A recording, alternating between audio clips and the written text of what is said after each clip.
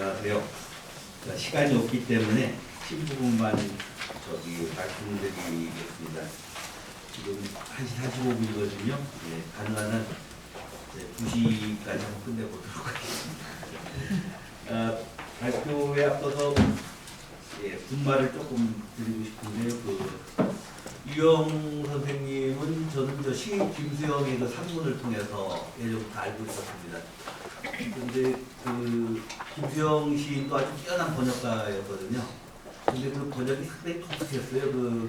김수영 시인이 번역하는 걸 보면은 일반적으로 우리가 통상적으로 번역이라고 아는 것보다 굉장히 개성적인 번역이었어요. 그래서 제가 그게 궁금했어요. 그래서 사실 이 친구였던 유영 교수님도 아주 뛰어난 번역가이시고 그래서 이 두 분 사이에 어떤 대화가 오고 갔을까라는 그렇게 상당히 궁금했습니다. 그래서 제가 윤민 선생님한테도 여러분 여쭤보고 그랬었는데 이렇게 윤민 선생님도 그렇게 정확하게 정확한 정보를 갖고 계시지 않더라고요.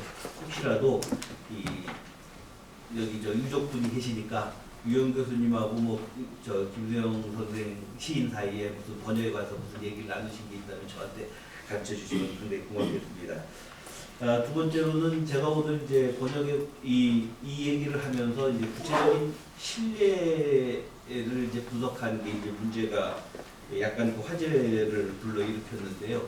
오늘 이제 그 부분을 이제 중심으로 말씀을 드릴 텐데 일단 제가 먼저 사전에 말씀드려야 될 것은 이것은 번역이 잘 됐다 잘못됐다 이런 얘기하고는 아무런 관계가 없다라는 겁니다. 이거는 일종의 서로 낯선 두 언어 혹은 두 나라 두 사람의 다른 민류들 사이에 어떻게 상호 이해가 가능한가라고 하는 문제에 초점이 맞춰져 있는 것이지 이걸 갖다가 얼마만큼 정확하게 번역했느냐 그렇지 않느냐 이런 문제하고는 관련이 없다라는 걸 미리 말씀드리고자 합니다.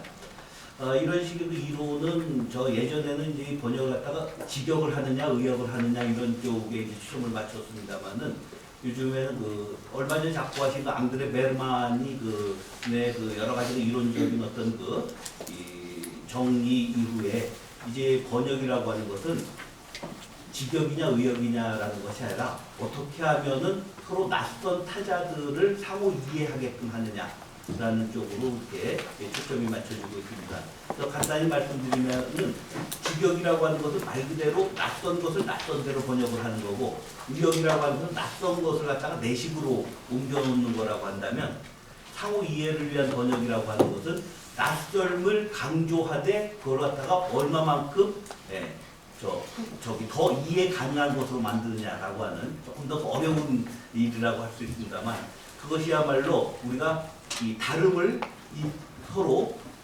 다르다고 하는 걸 갖다가 어떻게 인정하고 그걸 갖다가 서로 소통하는 방식으로 이걸 갖다가 관계를 맺느냐라고 하는 문제와 관련되어 있다라고 할 수 있습니다. 그래서 번역도 마찬가지로 이제 그쪽으로 가고 있다라고 이제 말씀을 드리고 싶습니다. 세 번째로는 번역과는 직접 관계가 없는데요. 언론에서 나온 거예요. 우리 데보라 스미스 선생을 갖다가 데바러 스미스라고 전부 이렇게 표기를 했더라고요. 그런데 이게 교육부에도 표기법이 있습니다. 그래서 저는 그게 교육법에 보면 데보라 스미스라고 표기를 해야 될 것 같은데 언론에도 박지원 기자 와 계십니다만 데보라 스미스라고 표기해도 괜찮은 건지 아니면 그런 원칙이 있는 건지. 신문사 교열문 기준입니다. 그래요. 그런 것도 우리가 얘기를 나눠볼 만한 나중에 화제라고 생각을 합니다. 예. 이러느라고 5분 다 갔습니다.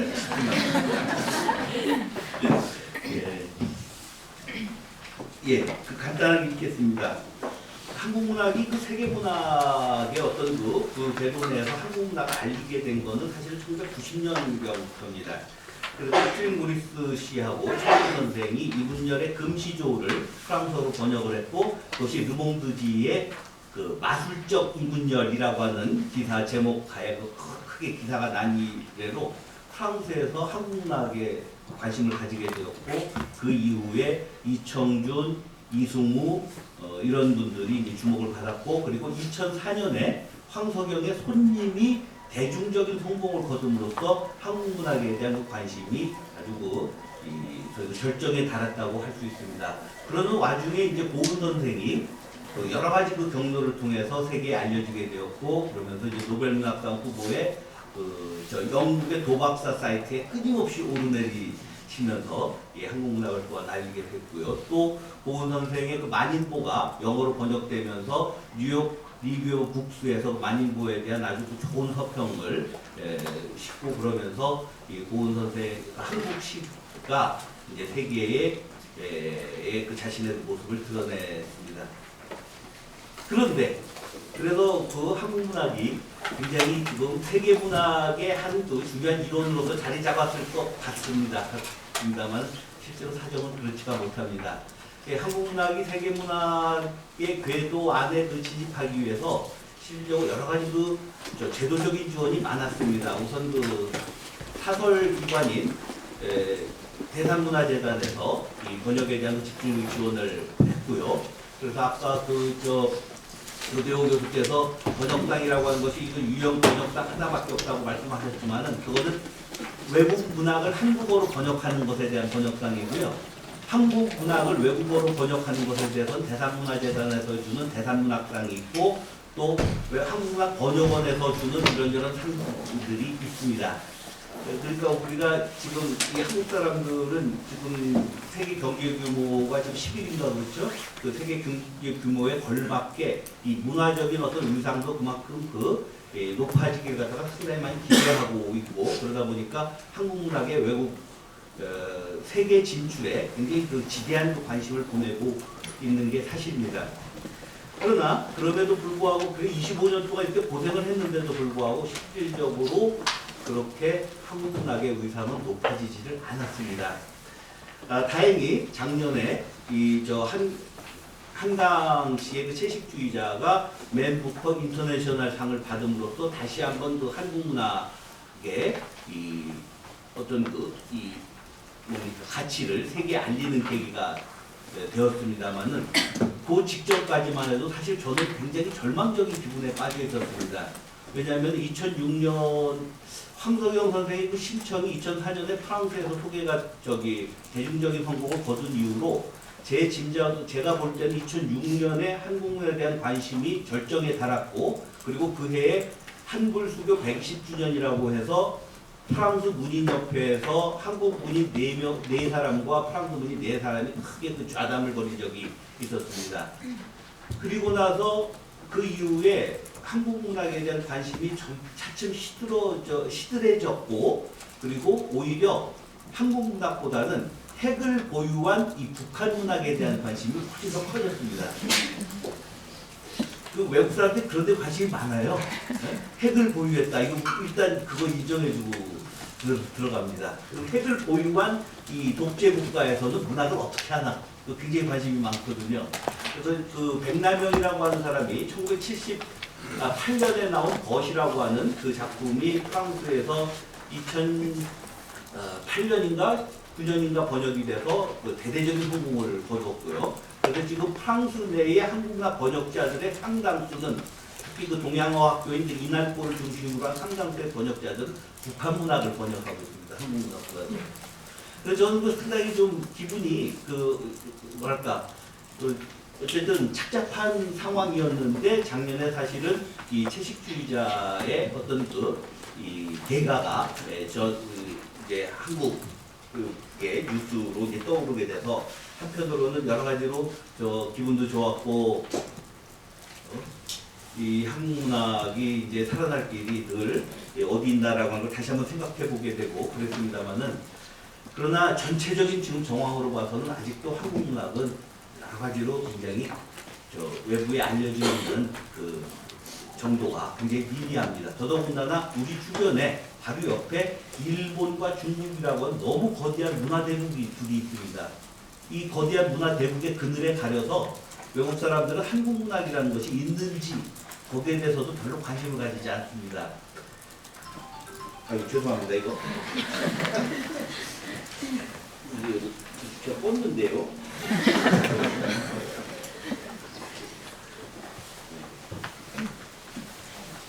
예. 자, 발표 페이지에서부터 그 2페이지 중간부터 읽겠습니다. 간단히 말하면 25년 동안 가진 공을 들여왔음에도 불구하고 한국 문학이 세계 문학의 구도 내에서 이해되기란 여전히 어렵습니다. 무엇이 문제일까요? 가장 먼저 생각하게 되는 것은 언어적 장벽입니다. 한국 문학이 세계인들에게 알려지기 위해서는 번역이라는 중개행위를 거쳐야 됩니다.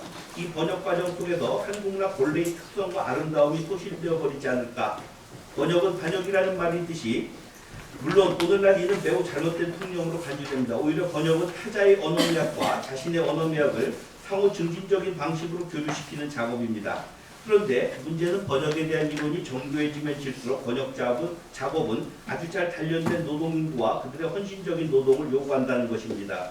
즉 한국 문학이 세계인 독자들에게 이해되기 위해서는 세계어를 매체로 하는 문학에 비해서 갑절 이상의 공이 들어갈 수밖에 없다는 얘기입니다. 더욱이 번역의 방향을 가늠할 수 있는 이정표가 용이하게 주어질 수 없다는 점이 번역에 대한 고민을 배가해 주는 요인입니다. 앞에서 타자의 언어미학과 자신의 언어미학을 상호 증진적인 방식으로 교류시키는 작업이라고 번역을 어렵게 정했는데 간단히 말하면 두 개의 이질적인 언어 사이의 호환성을 극대화하는 게 바로 저 상호 증진을 가능해 줄 것입니다. 그런데 그 호환성을 어떤 방법론으로 증대시킬 수 있을 것인가? 올해 초에 맨 부커 인터내셔널 상을 수상한 한강의 작품은 그 점에서 미묘한 문제점들을 제기합니다. 원래 맨 부커 인터내셔널 상은 영어로 출판되었거나 영어 번역으로 읽을 수 있는 외국 문학 작품을 대상으로 작가의 지속적인 창조성, 세계 무대에서의 허구적 작품을 발전시키고 종합적인 기여를 한 일을 감안하여 수여하면서 이를 작품 하나에 대해서보다는 작가의 전 작품에 대한 인정의 의미를 담는 것을 원칙으로 삼았습니다. 이게 워낙 공로상이었다는 얘기죠. 그런데 작년에 의미심장한 재편을 해서 영어로 번역된 단일 작품에 주기로 하고 상금 5만 파운드와 5만 파운드입니다. 작가와 번역자가 공평하게 나누어 가지도록 제공하기로 했습니다. 그러니까 2만 5천 파운드입니다. 그리고 그 첫 번째 수상자가 한강의 채식주의자였습니다. 이와 같은 소개는 채식주의자의 수상에 번역의 역할이 지대했다는 것을 짐작케 합니다. 그런데 어떻게 번역해야 하는가? 그걸 간접적으로 추론케 해주는 대목을 간단히 살펴보기로 하겠습니다. 이 부분은 지금 이 채식주의자의 맨 앞에 첫 문단입니다. 첫 문단인데요. 다행히도 2010년에 아질레아라고 하는 하버드 대학에서 나오는 그 한국문학 관련 잡지가 있습니다. 거기에 자넷 통이라고 하는 사람이 번역한 게 있고, 그리고 우리 데보라 스미스 선생이 번역한 그 맨 부커상 수상작품집의 텍스트가 있습니다. 그것이 2와 3에 각자 실려 있습니다. 제가 영어 발음이 형편없으니까 읽지는 않겠습니다.